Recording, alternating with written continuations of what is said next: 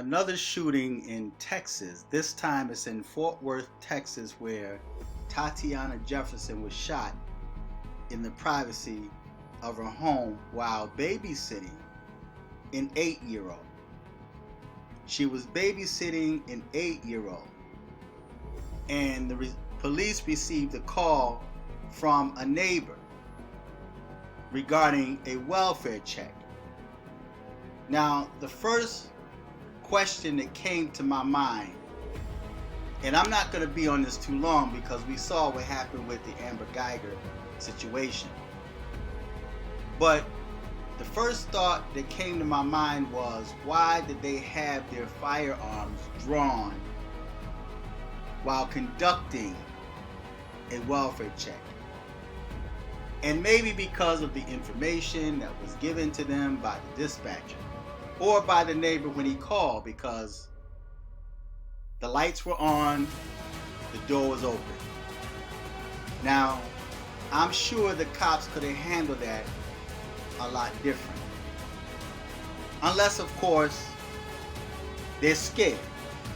And I mentioned this in prior videos of the past, that scared cops don't need to be cops. You don't need to be a police officer if you are scared. If you are quick to draw your firearm, and I understand, I completely understand certain situations that you may be in that requires you to be cautious and draw your firearm, but according to the police video, he didn't even give her a chance to show her hands.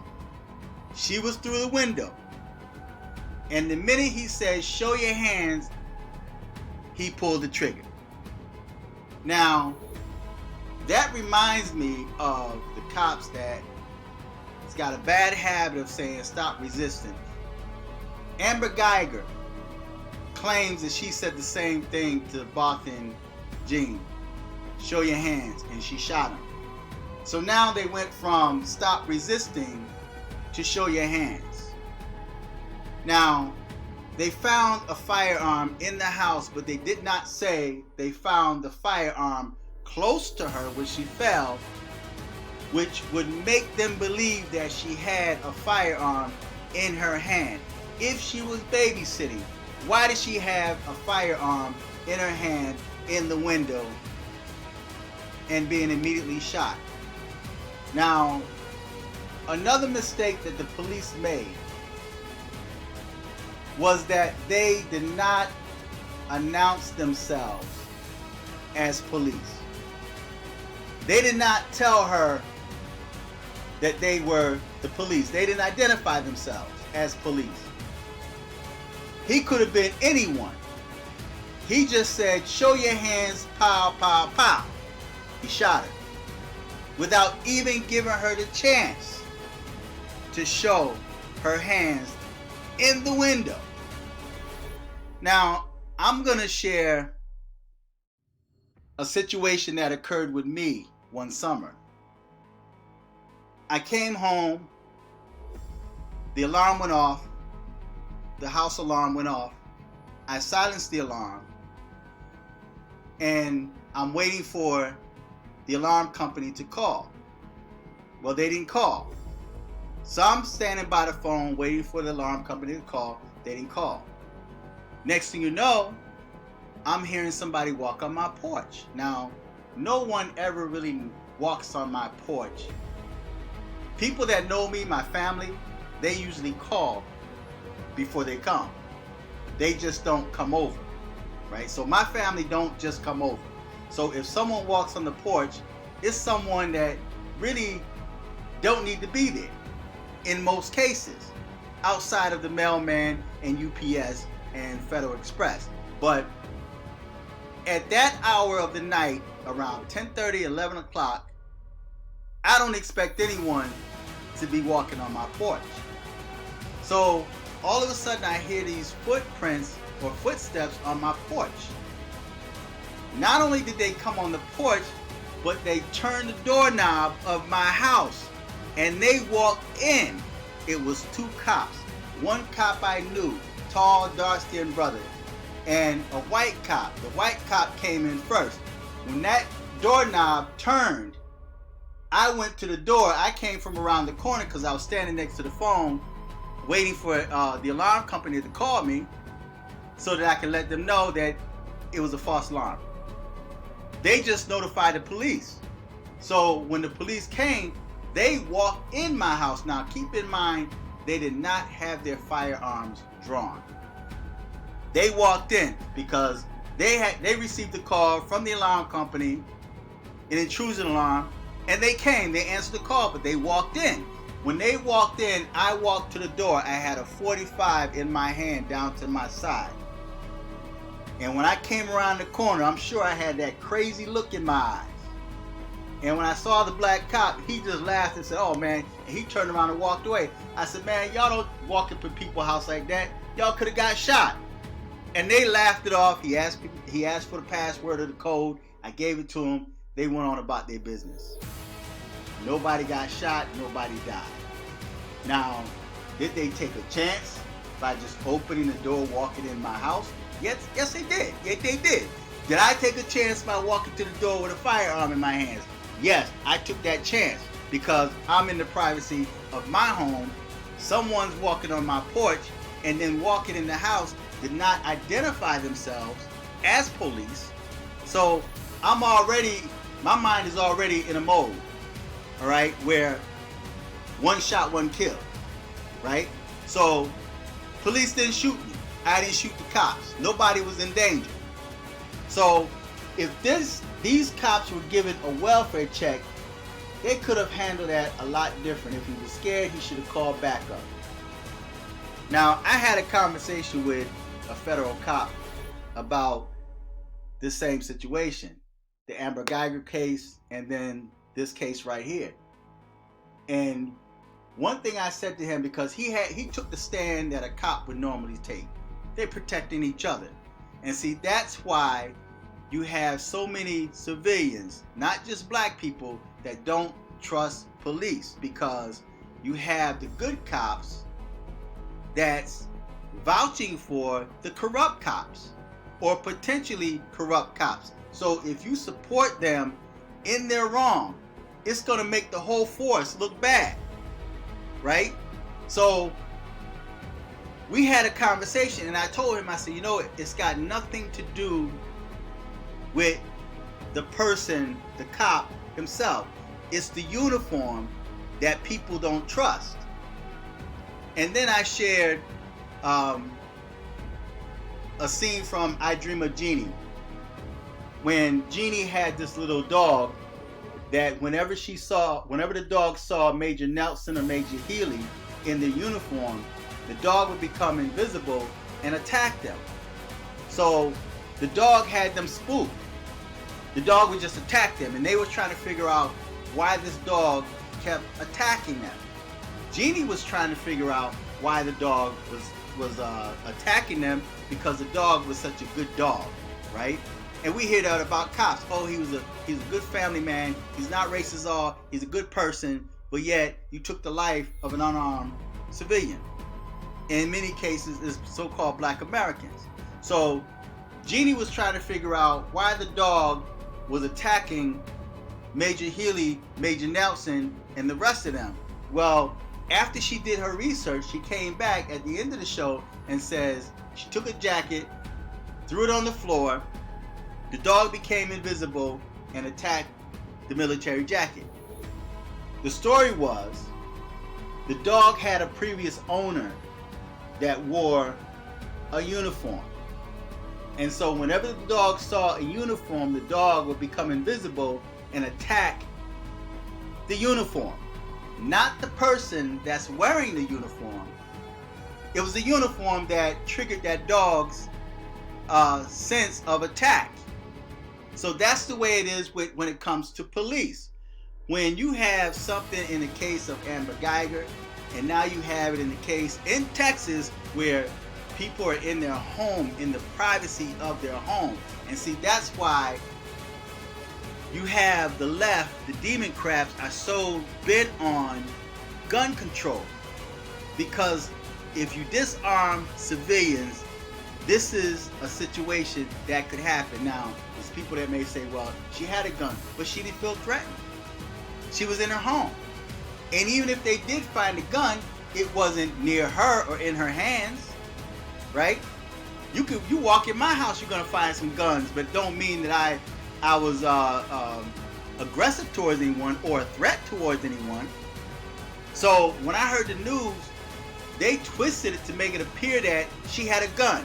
So the media automatically came out justifying this cop's actions of shooting this woman that was babysitting in the privacy of her own home. Now, the neighbor, if he felt that something wasn't right, why didn't he go over there? And I know everybody's not built for that, but I know myself personally, if I was cool with my neighbors, right? And I knew my neighbor was out of town, and I saw their lights on and the door wide open, I go over to myself and kind of knock on the door and says, hello. And then I'll tell them, okay, I just wanted to check because I thought you was out of town, right? I go and confirm it myself, who's in that house, especially if I know that they're out of town or they're supposed to be out of town, right? So, but for this man, he probably thought that he was doing a good thing by calling cops, but you can't do that nowadays, man, because you have too many scared cops on the force. And then after they do their dirt, they try to justify it. Now, a thought came to my mind when I heard this article, and I commented on Facebook. And I said on Facebook, I wonder if the family of Atatiana Jefferson is going to forgive the cop, give him a hug and the Bible, and pray with him. I wonder if they're going to do the same thing that happened with Amber Geiger. And then I said, if any cop wants to get away with murdering black people, all they have to do is show remorse. Cry a little bit. Talk about how sorry you are. And you didn't mean to do it. I'm so sorry. I didn't mean it. Because that's what Amber Geiger did, and they felt sorry for her. And they forgot all about the fact that she murdered an innocent, unarmed man in the privacy of his own home. She walked into his apartment and shot him in cold blood. She used the same words that this cop used when he went in Tatiana's apartment, or better yet, when he shot her from outside. She's inside. He's outside. The window wasn't even open. So when she came to the window, he was spooked, did not even identify himself as a cop, but he said, show your hands, and before she could even respond, he shot her down in cold blood. But if that cop wants to walk away free or get less time, all he got to do is be remorseful. Because according to a couple of the jurors that they interviewed, they said that she was remorseful and she was really sorry for what she did. Therefore, they only awarded her 10 years. And everybody gave her a hug, happy-go-lucky family. And then you have blacks on the internet talking about forgiveness and how God was in his life and God used that young man. And now a murderer got less time and she's not going to do 10 years. See, so if this cop wants to walk, all he got to do is be remorseful, shed some tears, and say he's sorry. And black people will feel sorry for him. That's all he got to do. So I'm going to sit back and I'm going to watch the outcome as information come out. And there's going to be people that's going to be scared because one of the witnesses in the Amber Geiger case was shot down, and then they call themselves finding the people really quick of who did it. Now I think these are people that they pin that on. or probably had other charges and say, well, look, if you just do this time, if you take the blame for this, we'll hit you off with a few dollars, or we'll do you a favor. So somebody took the charge for what a cop did. And in my heart, I still believe a cop was the one that shot that witness as a message to keep their mouth closed. You should have kept your mouth closed, because according to a couple of articles, dude was shot in his mouth. That was sending out a message. So even in this case, if there were witnesses outside of the body cam, people ain't gonna speak, man, because they fear their life because of the gang of blue, the gang in blue, that will take your life if you testify against one of theirs. So this is quite unfortunate. She has the same last name that my family has. It's quite interesting. I have family members with that name. So I'm just gonna sit back and watch how this turn out. But again, all this cop have to do is show remorse and cry, say he's sorry, talk about how he's not a racist, and just sit there and stare forward in the courtroom, put on an act, and black people will feel sorry for you and let you go. But it's just unfortunate that black people can't have that type of sympathy towards each other.